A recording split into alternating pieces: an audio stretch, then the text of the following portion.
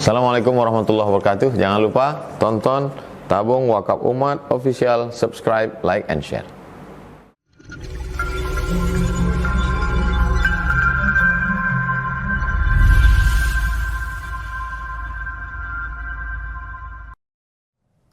Assalamualaikum warahmatullahi wabarakatuh.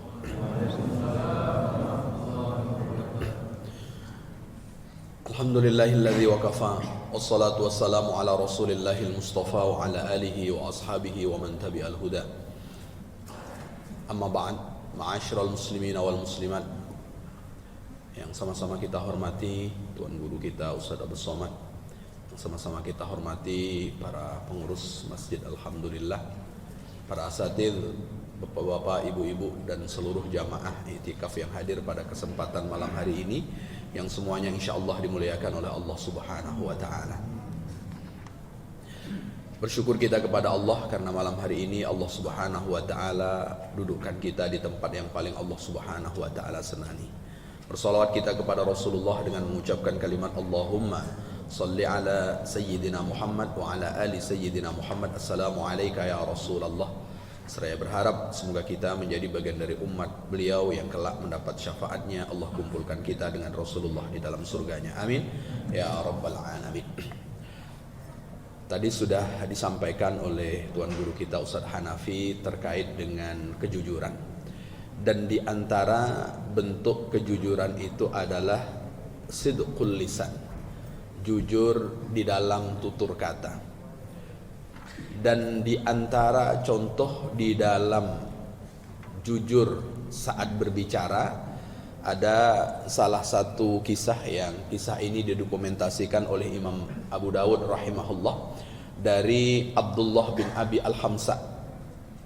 Ia berkata, bayatu Rasulullah sallallahu alaihi wasallam bi bai'in qabla ayyab'atha.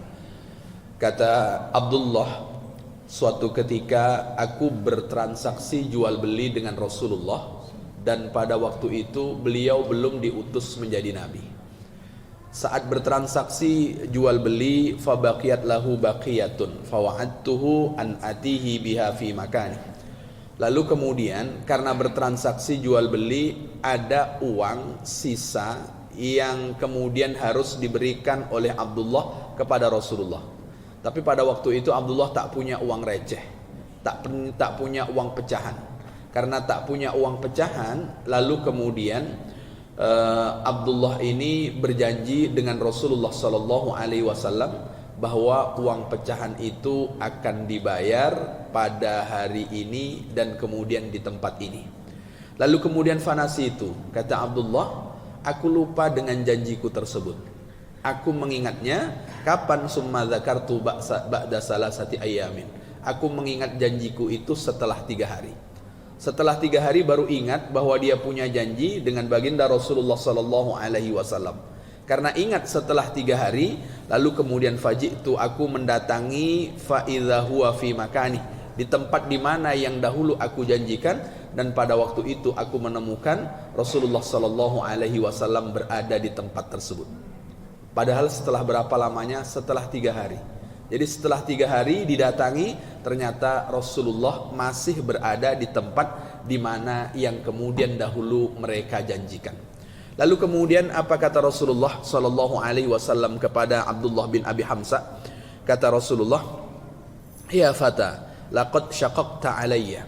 Wahai pemuda, sungguh engkau telah membuat susah dan telah membuat aku repot. Ini kalimat yang dikeluarkan oleh baginda Rasulullah sallallahu alaihi wasallam, dan kalimat ini sebelum beliau diangkat menjadi nabi.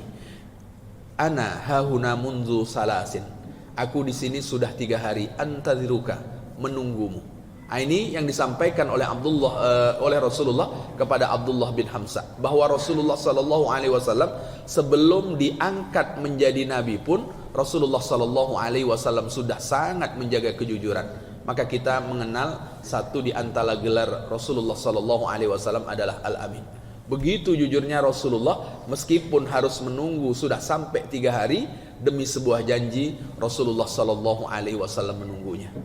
Tapi kalau kemudian sekarang kita jumpa bagaimana orang mudah merusak janji, bagaimana orang mudah mengeluarkan kalimat janji, Mudah bagi orang kemudian menyebutkan kata-kata yang dengan kata-kata itu ternyata dia menipu orang lain. Makanya ini bagian yang bisa kita contoh bagaimana perilaku Rasulullah sallallahu alaihi wasallam. Wa kana ya'ti fil mau'idil madrub bainahuma, dan Rasulullah itu ternyata mendatangi tempat sesuai dengan yang sudah disepakati pada waktu yang juga sudah disepakati. Itulah diantara contoh tentang jujurnya Rasulullah sallallahu alaihi wasallam melewati lisan beliau. Maka diantara pesan adalah fa idza a'taita mau'idan, kalau seandainya engkau memberikan satu janji, fala budda an takuna shadiqan fil iltizam bih. Kalau seandainya janji, maka hendaklah engkau jujur untuk kemudian komitmen dengan janjimu. Kalau kemudian banyak janji yang disampaikan, lalu kemudian janji itu hanya sekedar kata-kata, maka bagaimana kita bisa mengikuti, menjadikan Rasulullah sallallahu alaihi wasallam sebagai suri tauladan. Bahkan Rasulullah suatu ketika ditanya, an aktsari ma yudkhilun nasan nar, wahai Rasul, dari perbuatan-perbuatan itu perbuatan mana yang nanti banyak mengantarkan orang masuk ke dalam neraka? Maka kata Rasulullah menjawab, al ajwafani, yang banyak mengantarkan orang masuk ke dalam neraka itu nanti dua lubang. Artinya perbuatan yang dilakukan oleh dua lubang. Apa dua lubang yang disebutkan oleh baginda Rasulullah sallallahu alaihi wasallam? Satu di antara dua lubang itu, kata beliau, al-fammu, dilakukan oleh mulut. Maka mulut kita ini satu di antara anggota tubuh yang paling banyak mengantarkan pemiliknya masuk ke dalam neraka Allah Subhanahu wa taala, wal iyadzubillah. Maka pada malam hari ini nanti setelah kemudian kita sama-sama melaksanakan sholat tahajud, kita sama-sama berzikir dengan Ratibul Haddad, berharap kepada Allah Subhanahu wa taala yang lisan kita di mana ada dustanya, di mana ada tipunya, di mana ada kemudian berbohongnya, semoga Allah Subhanahu wa taala memberikan ampunan karena kita basahi lisan kita dengan berzikir kepada Allah Subhanahu wa taala. Kemudian yang kedua, Bapak Ibu yang dimuliakan oleh Allah Subhanahu wa taala, sidqul amal, jujur di dalam perbuatan. Jujur di dalam perbuatan.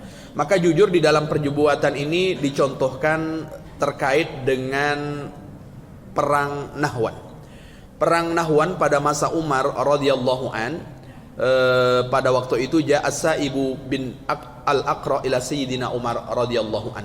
Pada waktu itu Sa'ib bin Aqra datang kepada Sayyidina Umar untuk kemudian membawakan beberapa harta rampasan perang. Lalu kemudian Umar bertanya, faqala lahu Umar, ma wara'aka ya Sa'ib, wahai Sa'ib, selain harta rampasan perang ini, kabar apa yang ada di sebalik itu? Lalu kemudian Sa'ib menjawab, kata Sa'ib, khairan, wahai Rasulullah, wahai Umar, bahwa yang ada adalah kabar baik. Lalu kemudian apa kabar baik yang disampaikan oleh Sa'ib? Kata Sa'ib, fatahallahu alaika bi'a'zamil fathi, bahwa di peperangan Nahwan kita bisa melakukan penaklukan, artinya mendapatkan kemenangan besar. Dan ini adalah kabar baik yang disampaikan oleh Sa'ib kepada Umar radhiyallahu anhu. Lalu kemudian istashhada An-Nu'man bin Makran, setelah kemudian mengatakan bahwa kita menang di perang Nahwan, lalu kemudian mendapatkan harta rampasan perang, tapi kemudian ada yang disampaikan Sa'ib kepada Umar bin Khattab bahwa ada di antara yang ikut perang itu syahid adalah Nu'man bin Makran. Lalu kemudian Umar berkata kepada Sa'ib, inna lillahi wa inna ilaihi raji'un. Lalu kemudian pertanyaan Sayyidina Umar yang kedua, summa qala waman, lalu siapa lagi yang meninggal? Lalu kemudian disebutkan fulan, fulan, fulan, sampai kemudian yang disebutkan oleh Sa'ib itu banyak yang wafat.